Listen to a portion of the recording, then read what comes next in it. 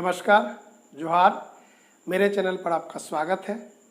आज हम लोग करेंगे वृत्त आधारित कुछ प्रश्न, प्रश्नावली 13.1, जिसका पहला सवाल है कि निम्नलिखित प्रश्न का उत्तर एक शब्द में दीजिए। यानी बहुत ही संक्षिप्त में उत्तर होगा, सिर्फ एक शब्द में। पहला है कि किसी वृत्त में कितने केंद्र होते हैं। तो वृत्त में कितना केंद्र होगा? सिर्फ एक, यहां लिख देंगे एक।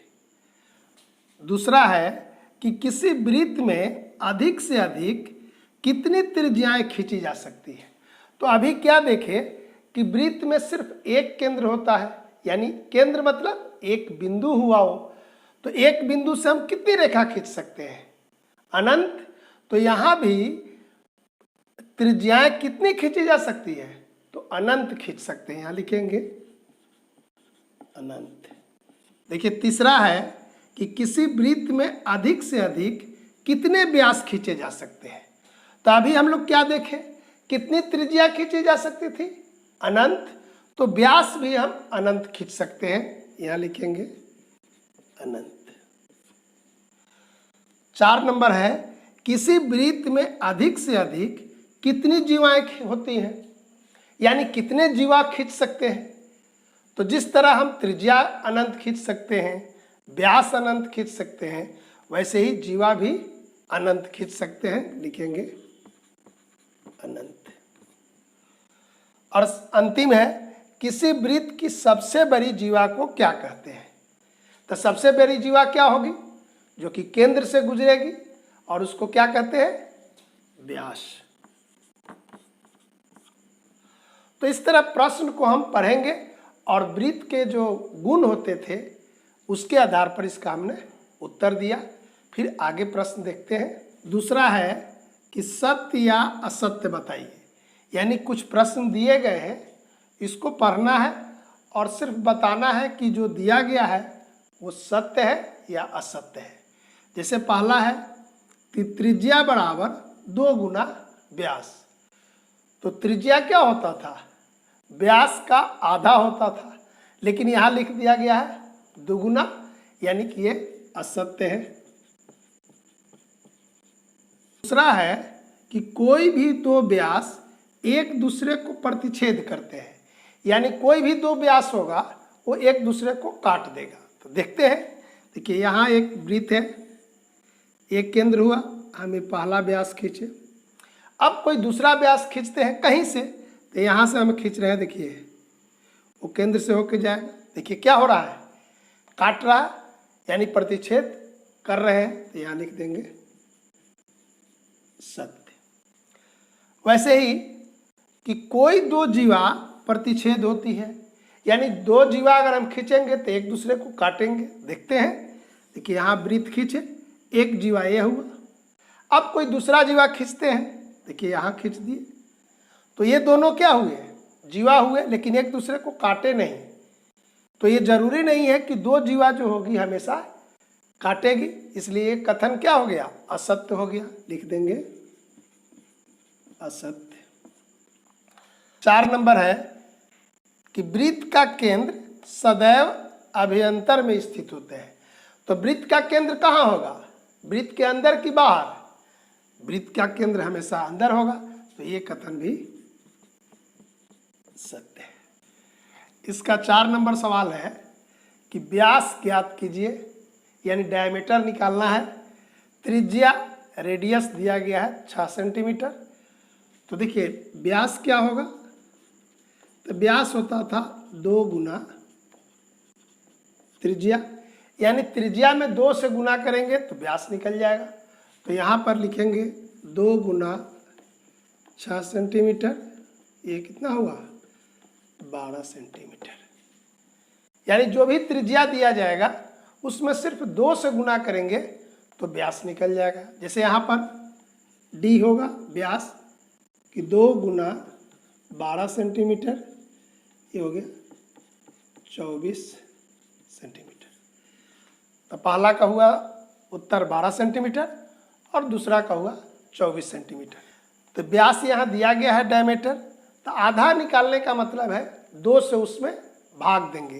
तो यहाँ लिखेंगे त्रिज्या बराबर व्यास और भाग 2। तो यहाँ 10 सेंटीमीटर है, तो 10 सेंटीमीटर भाग 2 ये हो जाएगा 5 सेंटीमीटर।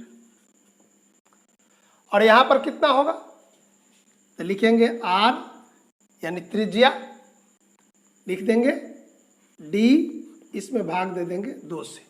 डायमीटर का छोटा संक्षेप में लिखते हैं d, और रेडियस यानी त्रिज्या का संक्षेप में लिखते हैं r। तो ये हो जाएगा 12 सेंटीमीटर और भाग 2 ये हो जाएगा 6 सेंटीमीटर।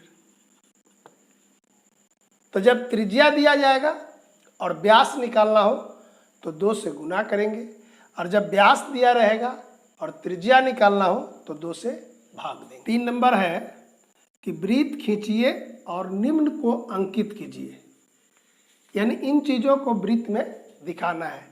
तो सबसे पहला क्या है, वृत्त खींचिए। तो हम लोग क्या करेंगे कि अपनी कॉपी में ये जो कंपास है इसकी सहायता से वृत्त को खींचेंगे। कैसे, तो बताए भी हैं, फिर दोहरा देते हैं। जैसे यहाँ रखेंगे और इस तरह इसको घुमाएंगे, तो जहाँ पर देखिए यहाँ पर हम रख दिए इस तरह, देखिए ये चिन्ह लगा देंगे इसका, और यहाँ पर रख के इसको घुमा रहे हैं। तो जब घुमाएंगे इस तरह घुमाए, तो जहाँ पर इसको रखे थे उसको लिखेंगे क्या, केंद्र। तो पहला हो गया उसका केंद्र, और केंद्र से देखिए एक लाइन लेंगे जो कि यहाँ घेरा तक आएगा, इस वक्र तक, इसको क्या कहेंगे, त्रिज्या। 2 चीज हो गया। अब केंद्र से एक जीवा खींचेंगे ऐसे, इसको क्या कहेंगे, व्यास। तो इस तरह वृत्त खींचकर हम केंद्र दिखाए, त्रिज्या बताए और व्यास बताए। 3 चीज दिखाए, केंद्र, त्रिज्या और व्यास। एक ही चित्र में सब चीज दिखाएंगे तो देखने में अच्छा नहीं लगेगा, तब दूसरा वृत्त खींचकर और फिर इन चीजों को दिखाएंगे। अब दिखाना है हमको त्रिज्यखंड और वृत्तखंड। तो देखिए ये है इसका केंद्र, तो त्रिज्यखंड लेने के लिए 2 त्रिज्या लीजिए इस तरह, और ये जो भाग होगा 2 त्रिज्या और एक इसका संगत चाप, तो इसको बोलेंगे त्रिज्यखंड। वृत्तखंड दिखाना हो तो एक जीवा खींचेंगे ऐसे और इसको इस तरह कर देंगे, तो यह जो हिस्सा होगा यह कहलाएगा वृत्तखंड। तो इसमें 2 भाग बंटता है। ये वृत्तखंड छोटा है तो कहेंगे लघु वृत्तखंड, और ये बड़ा वाला होगा तो कहेंगे बृहद वृत्तखंड। यहाँ पर देखिए दूसरा चित्र में क्या दिखा है, पहला था त्रिज्यखंड। तो त्रिज्यखंड के लिए क्या किए, देखिए यह पहला त्रिज्या है, ये दूसरा त्रिज्या है, और इस त्रिज्या के संगत ये चाप हुआ। तो ये चाप और ये दोनों जीवा से घिरा क्षेत्र क्या कहलाया, त्रिज्यखंड। इसके बाद था वृत्तखंड। तो देखिए ये भी जीवा हुआ और ए बी का संगत ये चाप हुआ, तो चाप और जीवा से जो घिरा क्षेत्र हुआ वृत्तखंड हुआ। पी उसके अंदर का बिंदु हुआ, क्यू बाहर का बिंदु हुआ, और एक चाप, तो देखिए ए बी यहाँ पर एक चाप है, हम दिखा दिए। यहाँ पर भी दिखा सकते हैं, देखिए सी डी ये भी चाप हुआ।